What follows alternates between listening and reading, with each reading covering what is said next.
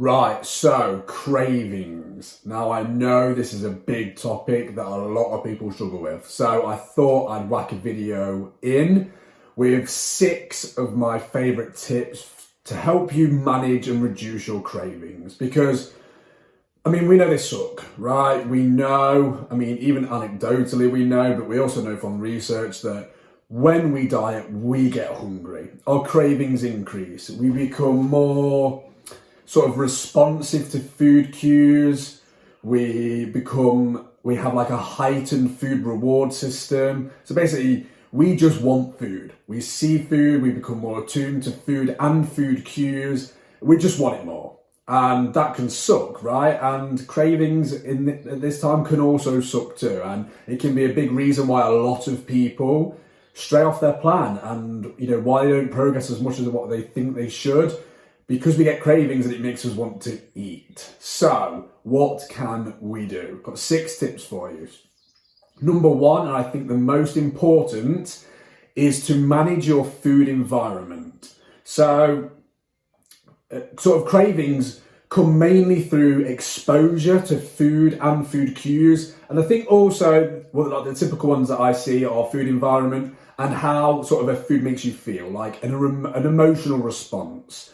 But firstly, food environment. So, if I waft a donut under your nose, will you want a donut? Probably. If I don't, will you want a donut? You might do, but you're definitely less likely to want it if you can't see or smell it. And this is just, and it sounds so simple, but it's so huge. Like, you just need to reduce your exposure to food. So the easiest way would be those foods that you really struggle to not overeat, don't have them in the house. Just because even if you know they're available in the house, that is enough to generate a craving. Just the availability of the food. So if you remove that option, and you're so much less likely to crave it because it's not available to you. Now, I understand it's always not that easy, and sometimes, they might need to be in the house for whatever reason. So again, if they are, just reduce your exposure to them. You don't want them out on the counter. If there are cookies, cakes, etc. on the counter and you're walking past them 15, 20 times a day, eventually you're going to want them. So what I tend to get people to do is put them all in one place. Put them all in one cupboard. Put them in a cupboard or a pantry or a garage. Just somewhere where you won't see them very often. Hide them behind better foods. Put them on high shelves at the back where you're not going to see them a lot. Basically, the less often you see them, the less often you have to ask yourself if you want them, and the less often you're likely to say yes. Just reduce your exposure. And this also applies to outside the house. If you always walk past the bakery on your lunch break and you just can't help but go in, stop walking past the bakery. If you always drive past McDonald's and you can't help but pull in, stop driving past McDonald's. If you always get a massive craving when you're watching the TV when commercials come on and you have to order a pizza every time you see a Domino's advert, skip over them. Just reduce your exposure to food and food cues, and it will significantly reduce how often you crave them. Next one, like I said, they tend to be tied to emotion, so how you feel. Basically, they're there to satisfy an emotional response. So, great example, you feel stressed, you reach for the cookies. The cookies make you feel better. If you do that often enough, you tie that together. That becomes a habit. And when you feel stressed, you crave cookies because your brain knows that cookies make you feel good and they reduce that stress for you. So what you can do here is you're basically trying to find a different thing that, say like an activity, for example, that satisfies that emotional need that isn't food related. So what I tend to get people to do, which I'll talk about a bit in the next point as well, is identify patterns. What is it for you? Is it stress? Is it boredom? Is it anger? What makes you crave these foods? And then once you've identified that, find a different way of relieving that emotional need or satisfying that emotional need. So if it's stress that you find always makes you crave these foods, what I tend to get people to do is write out a list of activities that you enjoy that reduce stress for you. Might be going for a walk, might be yoga, might be doing a workout, could be anything, hitting a punch bag, whatever. And then when you get that urge to go for those cookies, stop and pause, which again I'll talk about in the next one.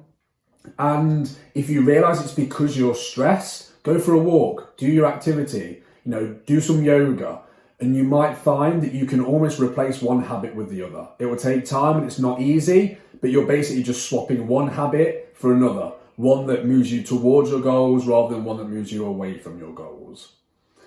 And that kind of leads me into the next point, which is urge surfing. So what I really want people to get out of this point is that cravings do go away, given enough time.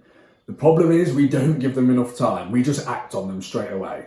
And you can think of cravings kind of like ocean waves. So think of them like a wave. It will come up, it will peak, and then it will come down and it will slowly dissipate. And that's exactly how your cravings work. They do go away if you give them enough time. And a great tip I found that a lot of people have found useful for this is to keep a journal. So whenever you get a huge craving or a really big craving, stop and pause and look at different situations, your emotional state, and try. What you'll tend to find is if you do this often enough, you'll tend to find a pattern. And then you can do kind of like what we've talked about in the last point, which was to find a different way to satisfy these needs. And you can use something what we call the 3 Ps, which is to pause, process, and proceed. So again, you have to pause. Don't act on these cravings straight away. Pause and think about why you're really getting these cravings. Because a lot of the time, it is not because you're actually hungry.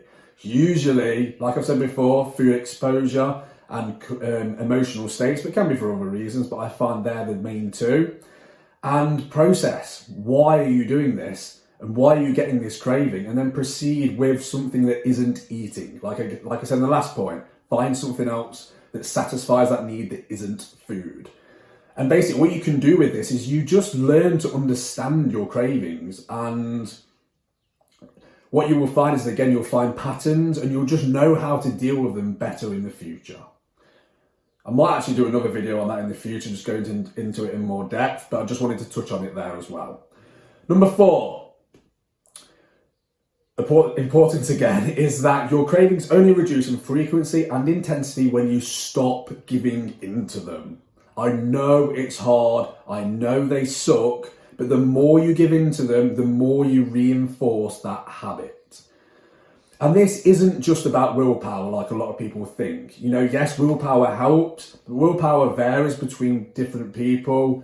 And if you put something in front of you, it's probably only a matter of time until you eat it. So it's not just about having more willpower, it's about using what we've talked about in this video. It's about using your understanding of your food cravings and why you get them. And it's about using your food environment. If you use these, you won't need your willpower as much. You won't need to fight your willpower all day if the foods aren't available and you know exactly why you crave them, and you can go for a walk instead, for example. So don't just rely on willpower, use other strategies to help you so you don't need your willpower.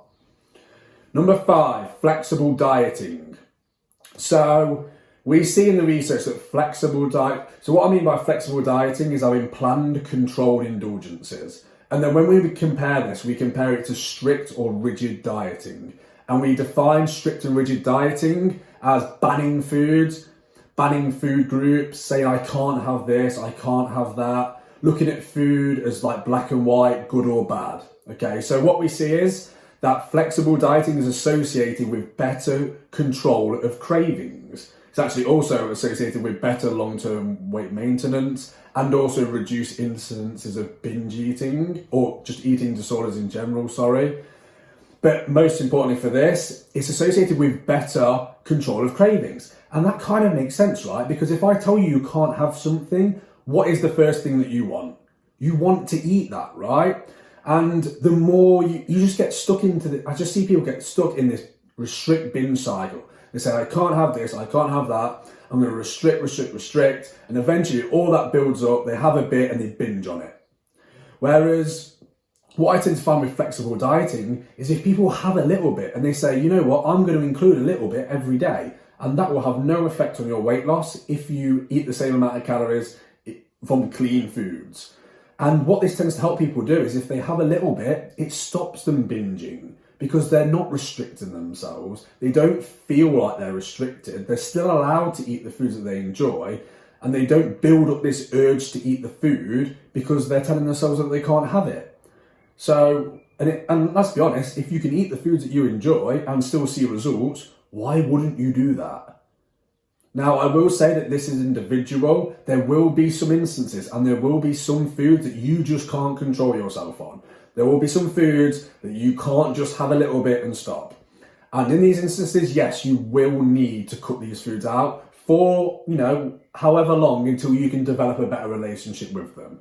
But outside of this, why not include them? Because it's likely to stop you craving them so much and also stop you binging on them so much. And my final point is sleep.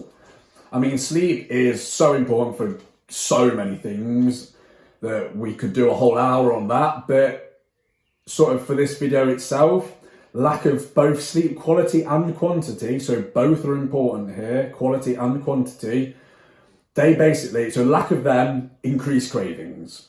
So they increase your hunger in general, but they also increase your drive to eat high fat, high sugar processed foods. So essentially junk food. So the foods that we struggle with not eating anyway, it just increases our drive to eat these. So getting adequate sleep quality and quantity is extremely important for reducing cravings too. So there are all the 6 tips. Hopefully you found some value from that. I feel like there's a lot in there that people could work on, and you'll be surprised by they're very simple tips, but you'll be surprised at how effective these can be for reducing your cravings. Because again, we know they suck, right? So if we can reduce them, it will hopefully help us to stop overeating and binging.